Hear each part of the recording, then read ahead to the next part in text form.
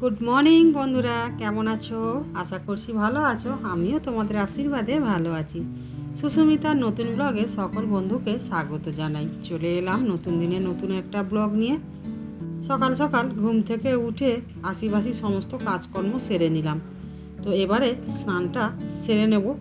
আর এপাশে দেখো মাথার উপরে অনেকটাই রোদ উঠে গেছে। আজকের আমাদের এখানে হনুমানজির পুজো আছে, জানো তো। তারপর দেখো স্নান সেরে বাড়ির পুজোটা সেরে নিয়ে আর চলেছি মন্দিরে পুজো দিতে। তো আমাদের রোডের সামনেই পুজোটা হচ্ছে। তো চলো পুজো দিতে যাচ্ছি, তোমাদেরও নিয়ে যাই। এই দেখো চলে এলাম মন্দিরের কাছে। তো মন্দিরের কাছে বেশ কিছু মিষ্টান্ন দোকান বসেছে। তো এখান থেকে একটু মাখা সন্দেশ কিনে নিলাম। আর এদিকে দেখো জনসাধারণরা সব এসেছে একে একে পুজো দিতে। তো দেখছো এখানে বাতাসা বিক্রি হচ্ছে। তো বাতাসা নিলাম আর ওপাশে মাখা সন্দেশ নিলাম। তো নিয়ে আর এই যে পুজো দিতে যাব করছি, আর পাশের বাড়ির একটা কাকু বলছে আমার একটু ছবি তুলে দাও। তো ওনার আবার একটু ছবি তুলে দিলাম, দিয়ে তারপরে চলে এলাম এই যে প্রসাদের নাম লেখাতে। তো দেখো এপাশে আমাদের এই পাড়ার ছেলেরা নাম লিখছে প্রসাদে, আর 10 টাকা করে তার জন্য দিতেও হচ্ছে। তো দেখতে পাচ্ছ বন্ধুরা কত প্রসাদ জমা হয়েছে। আর মন্দিরটা না খুব ছোট, জানো তো, এই জন্য প্রসাদগুলো নিচে রাখা আছে। আর এপাশে দেখো পাড়ার মেয়েরাও এসছে পুজো দিতে।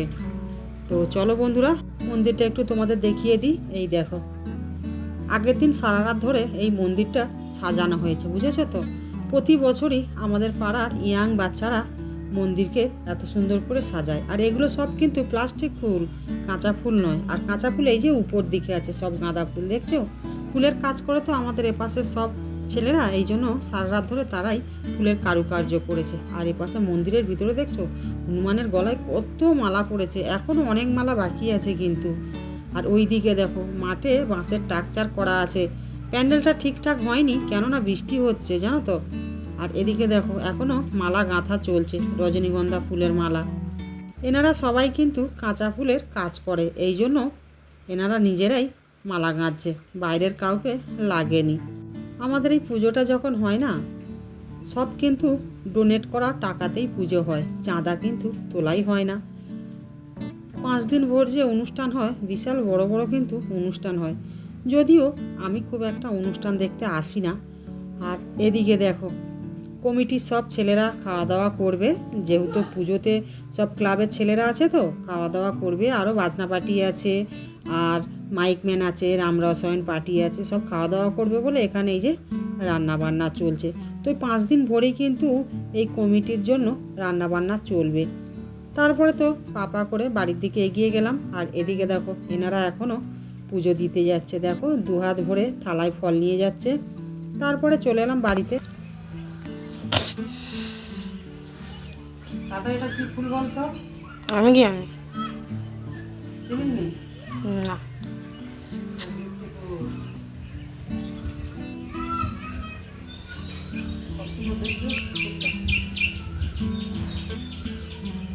আজকে ভালো লাগে আমি খাবো না।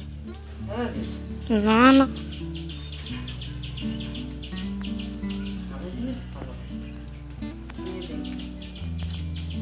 দাদা খাও না বলছিল, জোর করে খাইয়েছি।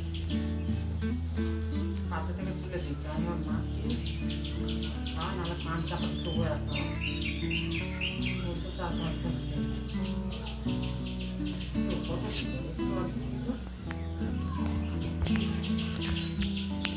পুজোটা দিয়ে এসে তোমাদের দাদাভাই আর আমি দুজনে মিলে হাতে হাতে সবজিটা কেটে নিলাম নিয়ে। আর এই যে দুটো বড়া ভাজা করছি সকালবেলা টিফিন খাওয়ার জন্য।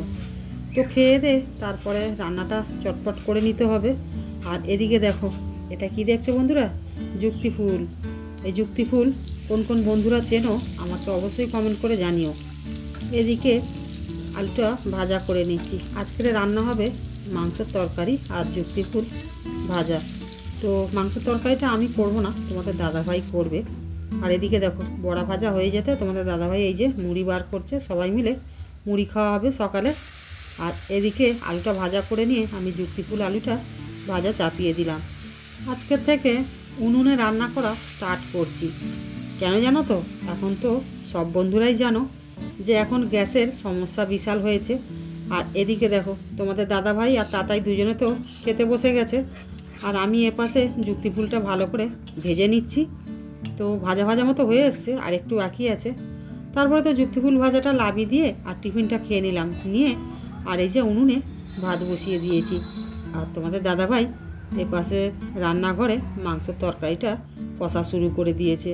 আসলে মাংসের তরকারিটা উনুনে তোমাদের দাদাভাই রান্না করতে পারবে না, এই জন্য গ্যাসে রান্না করছে। আর আমি উনুনে ভাতের হাঁড়িটা করে নিলাম। তো রান্না তো হয়ে এসছে। তারপরে আমি সমস্ত কিছু গুছিয়ে নিয়ে তারপরে বেরিয়ে পড়লাম কাজের উদ্দেশ্যে। তো যাওয়ার পথে আর এই যে বাবা হনুমানজির পুজো তো শুরু হয়ে গেছে, তো আমি একটু দর্শন করে নিচ্ছি। তো নিয়ে এবারে চলে যাব আমার অফিসে। এখন প্রায় 11:45 মতো বাজতে যায়। তো যাই হোক, তোমাদের দাদাভাই তরকারিটা করলো বলে একটু তাড়াতাড়ি হয়ে গেল, না হলে অনেকটাই দেরি হয়ে যেত। আর এপাশে দেখো কত মালা পড়েছে, দেখেছো? আমি সকালবেলা তোমাদের হনুমানের দর্শনটা করিয়ে দিয়ে গিয়েছিলাম, আর এখন দেখছো বন্ধুরা কত মালা পড়েছে। তো এই পুজোটা কিন্তু মিনিমাম 2-2:30 পর্যন্ত হবে। তারপরে বাতাসা হরিলুট আছে, তারপরে সন্ধ্যায় আছে রামরসায়ন গান, আর দুপুরবেলা ওপাশে কিন্তু কীর্তনটাও চলছে, বুঝতে পেরেছো? তো চলো বন্ধুরা, আমার ওপাশে কাজের দেরি হয়ে যাচ্ছে। তারপরে দেখো চলে এলাম এই যে একদম নদীপথে। তো বাসে করে এলাম, সেটা তোমাদের কাছে আর শেয়ার করলাম না। আজকের একটা এমার্জেন্সি মিটিং আছে, তো সেই জন্যই যাচ্ছি। তো কাজের উদ্দেশ্যেই মিটিংটা আছে। তারপরে দেখো বন্ধুরা একেবারে চলে এলাম অফিসে। তো দেখছো বন্ধুরা, এই যে অলরেডি অনেকেই চলে এসছে। আর আমার বান্ধবী এই যে পাশে বসে আছে, আমি আবার ওকে দেখে আবার একটু হাসছি। তো আমার পিছনে যেসব ম্যাডামরা বসে আছে ওনারা কিন্তু আমাকে দেখে মুচুর মুচুর হাসছে। আর এপাশে দেখো জেন্টস বসে আছে, দেখছো? আমাদের লেডিস আর জেন্টস দুটো কিন্তু ভাগ করা আছে। আজকেরে আমার ফেভারিট কালার শাড়ি পরে এসেছি, বাসন্তী কালার। এই শাড়ির কালারটা আমার খুব পছন্দ। তারপরে প্রায় 6 ঘন্টা পরে চলে এলাম বাড়িতে। তো দেখো বন্ধুরা, এসে দেখি তোমাদের দাদাভাই লুচি আর আলু চচ্চড়ি বানিয়েছে বিকেলে টিফিন খাওয়ার জন্য। তো এসে ড্রেসটা চেঞ্জ করে হাত পা ধুয়ে আর একটু টিফিন করতে বসে গেলাম। আর আমার সাথে সাথে তাতাইও টিফিন করতে বসে গেছে। তো এখন কিন্তু প্রায় 5টার মতো বাজতে যায়। সকালবেলা অল্প করে দুটো ভাত খেয়ে বেরিয়েছিলাম, তো আর প্রচণ্ড পরিমাণে পেটে ছুঁচো রন দিচ্ছিল। তো ভাবলাম টিফিনটা যখন হয়ে গেছে তো খেয়েই নিই। তারপরে চলে এলাম একেবারে সন্ধ্যায়। তো দেখো বন্ধুরা, হঠাৎ সন্ধ্যের মুখে একটা বড় দুর্ঘটনা ঘটে গেল। তাতাই টিফিন খেয়ে সাইকেল নিয়ে একটু খেলতে বেরিয়েছিল, আর কিভাবে সাইকেলটা স্লিপ করে এমনভাবে মানে ঢালাই রাস্তার উপরে পড়েছে, মাথার এক সাইডটা না থেঁতলে গেছে, জানো তো? যেখানে পড়ে গেছিল সেখানে কেউ ছিল না, ও পড়ে গিয়ে অজ্ঞান হয়ে গিয়েছিল। তারপরে আশেপাশে 2-4 জন দেখতে পেয়ে ওকে তুলে মাথায় জল দিয়ে তারপরে আমাকে ডাকতে এসছে। তড়িঘড়ি করে আমি যেতে পারিনি, তো পাড়ার ছেলেরাই বাইকে করে ওকে নিয়ে হসপিটালে চলে যায়। গিয়ে ওখানে ওর চিকিৎসা করা হয়। তো চিকিৎসা করার পরে মাথায় টিচ করা হয়, মেডিসিন দেওয়া হয়, তারপরে ওকে ছেড়ে দিতে আমি এইমাত্র বাড়িতে নিয়ে এলাম। তো দেখো এত পরিমাণে ব্লাড গেছে যে বাচ্চা ক্লান্ত হয়ে গেছে। তারপরে তো ইঞ্জেকশন দেওয়া হয়েছে, মাথায় ব্যান্ডেজ করে দেওয়া হয়েছে, আর বেশ কিছু কিছু জায়গায় চোটও হয়েছে। তো এখন সবটা জানি না। তো যাই হোক, এখন তো মেডিসিন দিতে এখন এই যে ঘুমাচ্ছে। মাথাটা কিভাবে ফেটে গেছে দেখো বন্ধুরা, দেখছো? মাথাটা এক সাইডে মানে ফাটেনি খুব একটা, থেঁতো হয়ে গেছে। ডাক্তারবাবু তো যা হোক করে টিচ করে দিয়েছে। তো চলো বন্ধুরা, ভিডিওটা আজ এই পর্যন্তই থাক। তো ভিডিওটা আর বেশি বাড়াবো না। তো সবাই ভালো থেকো, সুস্থ থেকো। তো মন মেজাজ তো খুব একটা ভালো নেই। তো চলো এখনের মতো রাখি, টাটা।